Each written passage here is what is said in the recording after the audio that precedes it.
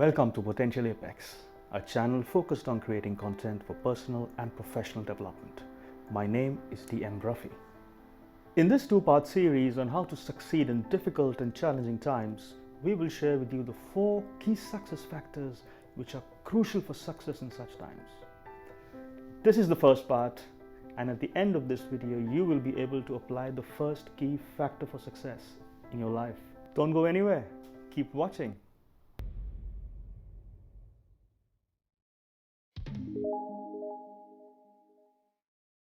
We all go through difficult times. The ups and downs of our existence is part of life's design. But what if you are in an immense crisis in life and don't know how to turn things around? You don't see the end of the crisis. Each day just pulls you down. The feeling of helplessness is so heavy that it almost paralyzes you. So what do we do? How do we make it through? Before we start answering these questions, let me share with you the inspiring story of Dr. Viktor Frankl. September 1942, a psychiatrist named Dr. Viktor Frankl, his wife and his parents are deported to a Nazi concentration camp. After 6 months, his father dies due to exhaustion. 2 years later, his mother is murdered in the gas chamber at the notorious Auschwitz concentration camp. Adding to his tragedy, he later discovers that his wife also died at another camp. Fate compounds his misery further as he discovers that his brother and his wife also follow a similar fate. During his time at these inhumane camps, he frequently suffered from hunger, extreme cold, and torture. Dr. Frankl eventually sees freedom in 1945 and goes on to make a successful mark in his field of psychotherapy. More importantly, in 1946, within a year of his release, he writes one of the most influential books of last century, Man's Search for Meaning. Few years after his release, he discloses the secret of his survival in the camps. In a conference, he shares that to manage the bleak and the hopeless situation in the camps, he took refuge in imagination. Yes, you heard it right, imagination.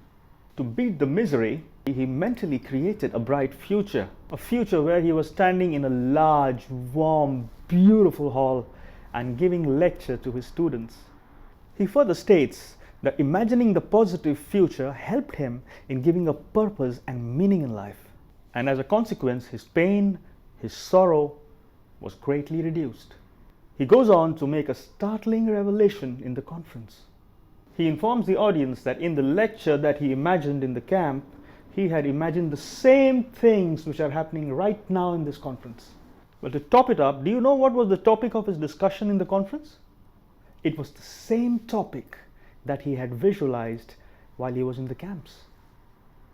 In his book, Man's Search for Meaning, Dr. Frankl states that those who did not lose their purpose and vision in life were able to survive much longer than those who had little or no purpose.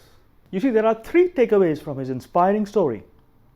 The first one is, if we imagine a bright future, then there is a possibility that that future can become our reality. Second is that mental imagination plays a key role in finding our purpose and meaning in life. And the third takeaway is that purpose and meaning in life increases our chances of survival. Without further ado, let's come to the first key success factor. And the first key success factor is creating a vision through visualization. Visualization is a technique of using imagination to create a vision for your life. So it's an act where you imagine yourself having already achieved your dream. And the purpose of visualization should be to create a vision for your life. Well, to answer this question, let us understand the human brain a little better. Our mind has 2 distinct functional parts, conscious and subconscious, each having its own powers. A conscious mind contains all the things that you're aware of. It is logical, it is rational, and it is objective. On the other hand, subconscious is a part of the mind that you're not aware of. It, however, influences your feelings and behaviors. Contrary to conscious mind, your subconscious is irrational, it's subjective, and is a repository of emotion. Now, according to Dr. Joseph Murphy, subconscious is a database of past observations and conclusions. So the primary job of the subconscious is to store and to retrieve the data. And do you know what is the amazing thing about the subconscious? It's that it does not judge. It does not judge the data. It does not judge whether the data is positive or if the data is negative.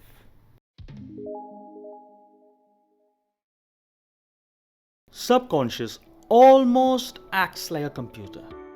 It stores, retrieves, and gives an output. But unlike a computer, it is not logical or intelligent. Just like with a computer, where your output is entirely dependent upon what you input, the output of your subconscious is also dependent on the input that you give to it. It means if your input is negative thoughts and emotions, it will simply obey, accept those thoughts, retrieve the data connected to it, and start putting it into action. Likewise, if your input is positive thoughts and emotions, no matter how unreal it may be, your subconscious will do the same thing that it did with negative thoughts and emotions.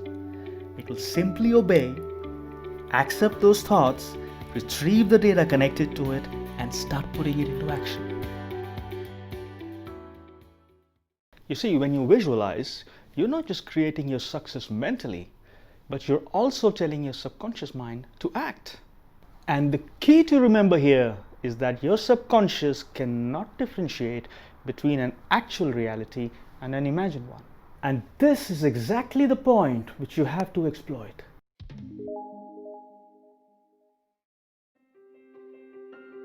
Take out between 10 to 15 minutes and picture yourself having achieved the life that you want and the dream that you have, and then imagine the proceedings. Almost like a child's imagination, capture all the details in its distinctness, clarity, brightness, and colors. Imagine the place where you are, the people that you're with, smell the place. Imagine you doing the activity, the positive response that you're getting from others, the money that you're able to generate, the adulation that you receive. Notice their smiles, their expression of wow. Notice yourself, your face, your overall posture. Picture the holidays that you're taking. Imagine all the details almost as if it is happening right in front of you. Pay attention to the feelings that get generated. Do you feel excited? Do you feel free? Do you feel unencumbered? Do you feel elated, happy, accomplished? Feelings make you more connected with your goal. Give life to your dream.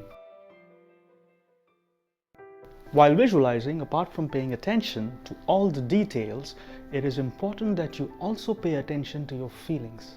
Don't miss out on that. You see, not many people have got a true understanding of their feelings. It is the feelings which bring emotion, and your understanding of it will create a strong connect with your dream. Visualization can be done anywhere you feel comfortable. What matters is that you should be all by yourself and avoid any external interruptions. Some people seek a quiet place in the house. Some go out in the nature, close their eyes and visualize. Some people, in fact, use music to imagine, while some may go and take a stroll. To each his own. If you don't document, then your visualization runs the risk of becoming nothing but a mere fantasy. So documenting is the immediate step that you should do after visualization. Remember this, unless you document, you're not creating a vision for yourself. And while you're documenting, apart from text, you should also use visuals like pictures, paintings, etc. to state and to describe your vision. You see, science tells us that people tend to remember pictures and visuals way better than text. And this happens due to a phenomena called the picture superiority effect. There are two benefits of documenting your visualization into a vision. The first one is a strong recall. You see, generation effect tells us that we demonstrate better memory for material that we generate ourselves. And writing creates a strong connect with your subconscious mind. So when you jot down your vision in all its vividity, you are essentially reprocessing all the information in your visualization. And while doing so, generation effect makes sure that you remember it. The second benefit is that when you document, you are creating a focus by essentially giving clarity and specificity to your vision. Without clarity or vision, you will find it extremely difficult to create a roadmap for success. Twice a day, one in the morning and one in the evening right before you sleep, for a minimum of 10 to 15 minutes. You see, the key to remember here, it is repetition which will ensure that your vision is well embedded into your mind. So if you're doing it for the first time, do it for a minimum period of 1 month. Later on, as you feel more connected to your goal, you can go for a reduced frequency of, say, twice a week or once a week. Of course, there was an experimental study conducted to understand the impact of visualization techniques on interview success. Now, in the study, the job seekers were divided into 2 groups, and each group received the same trainings on interview effectiveness. However, one group, in addition to this training, was also provided with training on visualization techniques. 2 months after the training, it was found that 21% found jobs in the group that was not trained in visualization. On the other hand, 66% found jobs in the group that was trained on visualization.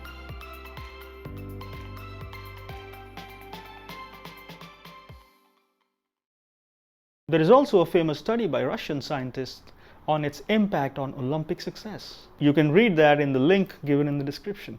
You see, the technique of visualization is so powerful that highly successful people have used it throughout their lives.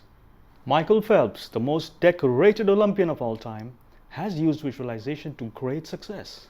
You see, Phelps in fact used to visualize things going well, things going poorly, as well as the best case scenario. This way, he was prepared for any outcome. Our next personality used visualization not just to become a bodybuilding champion, but also to become a movie star and a famous politician. You're right, it's Arnold Schwarzenegger. You see, the great thing about Arnold is that he visualized his success every time before he actually made it happen.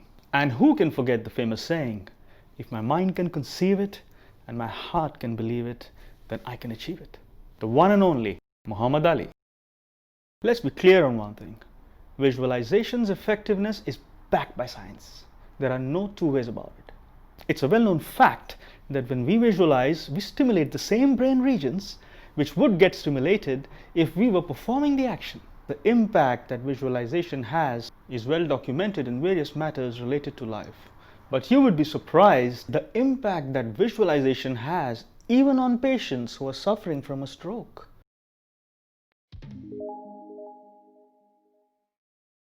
Well, to realize your dreams, you will need to do 3 more steps apart from visualization. And these 3 steps are what we call as meat on the bones. We will discuss them in the second and the concluding part of the series. If you like the video, then subscribe to the channel. Before we conclude, I would like to leave you with one question. If visualization is so powerful, then why is it that most people don't even do it? Let me know in the comment section. Thank you very much. Till we meet again.